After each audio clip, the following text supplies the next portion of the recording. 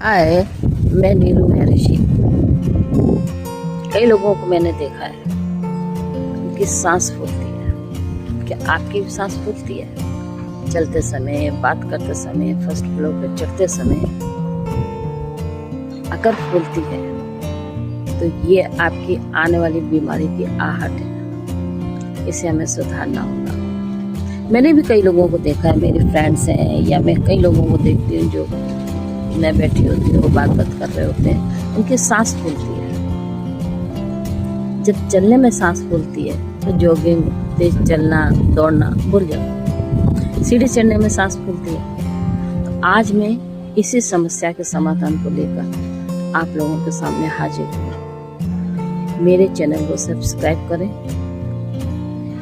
Like करें, comment करना ना भूलें और सब्सक्राइब करना तो बिल्कुल भी ना भूलें, ताकि मेरी हर वीडियो आप तक आसानी तक पहुंच सके।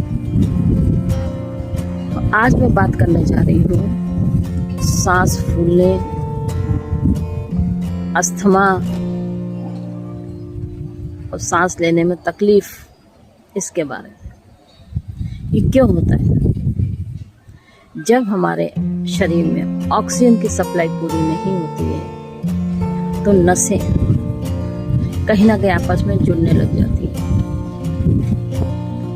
और श्वास तंत्र कमजोर होने लगता है, जिसकी वजह से ऑक्सीजन जाना कम हो जाता है। तो उन्हीं नसों को खोलने के लिए योगा में कुछ योगासन है, कुछ तरीके हैं कि किस तरह से सांस को लेना है, कुछ प्राणायाम है जो आपको सांस लेने और छोड़ने के तरीके बताता है। तो आज मैं उन्हीं के बारे में बात करूँ। जैसे अगर मैं आसनों की बात करूँ तो शवासन, लेट जाएं, आराम से गहरा लंबा सांस लेते रहें। मत्स्यासन, गहरा लंबा सांस लेते रहें। ये कुछ आसन है जो आपको कर लेने हैं, या आप जो भी आसन करें उसके बाद गहरा लंबा सांस जरूर लें, शवासन जरूर लें। ये तो हम आसनों की बात कर रहे थे। अब हम आते हैं प्राणायाम पर।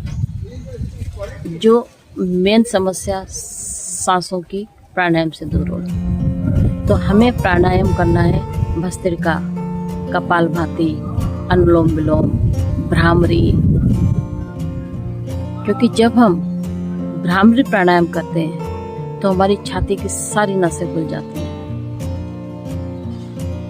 और जब हम कपालभाति करते हैं तो हमारे पेट से लेकर चेस्ट तक की सारी नसें खुलती हैं। जब हम अनुलोम विलोम करते हैं तो एकमात्र प्राणायाम है जो oxygen top to bottom supply करता है। और जब हम भस्त्रिका की बात करते हैं, नाड़ी शोधन की बात करते हैं, तो ये पूरी बॉडी को की नसों में झंझनाहट पैदा कर देता है, ब्लड सर्कुलेशन को बेहतर करता है, पूरे शरीर को लचीला बना देगा और आपके सांस की समस्या को दूर कर देगा। लेकिन आपको प्रतिदिन करना है और हर प्राणायाम को कम से कम 3 मिनट तो देने होंगे। तो आइए मैं आपको बताती हूँ कि कैसे आपको करना है। आप बैठ के भी कर सकते हैं, खड़े होके भी कर सकते हैं। कपालभाति, प्राणायाम, भ्रामरी, ये तो आप पहले भी कई वीडियो में देख चुके हैं। आज मैं आपको भस्त्रिका और सहज रूप से श्वास लेने और छोड़ने की प्रक्रिया के बारे में बताने जा रही हूँ। इसे आप बैठ के भी कर सकते हैं, खड़े होकर भी कर सकते हैं। अगर आप बैठ के करेंगे तो कहीं ना कहीं पैरों पर दबाव पड़ता है, नसें दबती हैं और वहाँ तक ऑक्सीजन की सप्लाई कम होगी। इसलिए आप खड़े होके कीजिए। मैं आपको खड़े होके बता रही हूँ, तो आइए मैं आपको इस तरह से आपने सांस भर के दोनों हाथों को खोलना है, गर्दन ऊंची करनी है, सांस खाली करके छाती पर लाएं। सांस भरें, गर्दन ऊंची, हाथ खुले हुए, सांस खाली, हाथ बंद और गर्दन नीचे।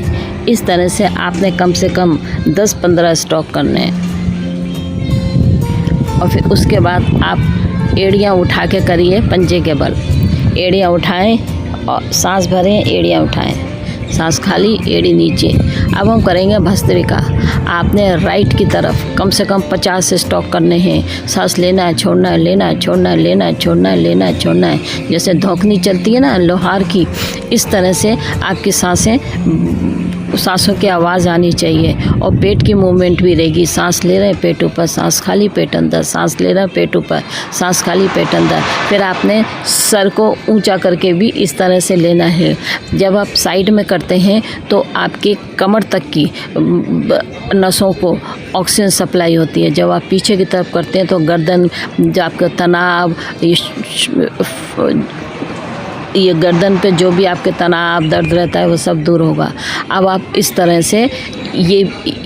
तरह से दोनों हाथ ऊपर नीचे, ऊपर नीचे, सांस भर के ऊपर, सांस खाली करके नीचे।